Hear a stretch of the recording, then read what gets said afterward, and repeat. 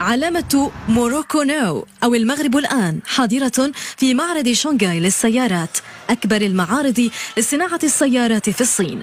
أبرز الابتكارات المغربية في هذا القطاع الاستراتيجي بالنسبة للمملكة قدمت تفاصيلها في الجناح المغربي بهذا المعرض.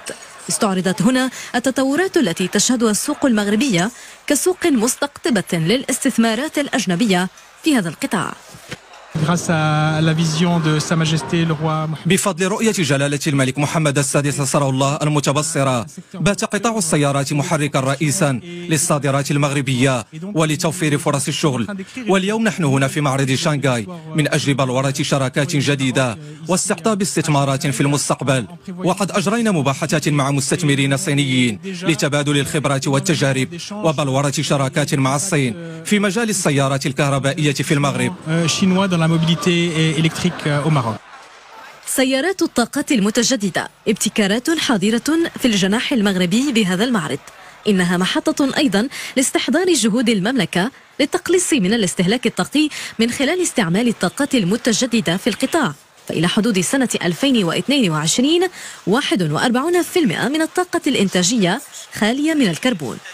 كيعرف فضاء المغرب اقبال كبير خلال هذه الدوره ال20 من معرض اوتو شنغهاي اللي تم خلاله تنظيم العديد من اللقاءات مع كبار المصنعين والفائزين في قطاع السيارات. كيرجع الفضل الكبير لهذا الاقبال للسياسه الرائده والرؤيه المستنيره لصاحب الجلاله الملك محمد السادس نصره الله في الرياده الحاليه لقطاع السيارات المغربي وتموضع ديالو على المستوى العالمي، بحيث اليوم قطاع السيارات في المغرب هو اول قطاع مصدر بقيمه تتعدى 10 مليارات دولار إلى أكثر من 70 دولة. المغرب أول مصنع لسيارات الركاب في إفريقيا بقدرة إنتاجية تصل إلى حوالي 1,000,000 سيارة في السنة. آخر التطورات التكنولوجية في هذا المجال الاقتصادي متاحة في هذا المعرض الذي يستقطب أزيد من 1000 عارض من 128 دولة.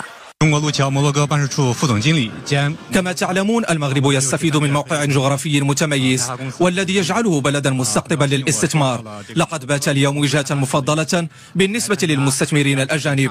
نحن نشتغل مع الوكالة المغربية لتنمية الاستثمارات والصادرات من أجل تأمين خدمات ذات جودة بالنسبة للمستثمرين العالميين ومواكبتهم في مقارباتهم ومساعدتهم من أجل بلوغ الأهداف والطموحات.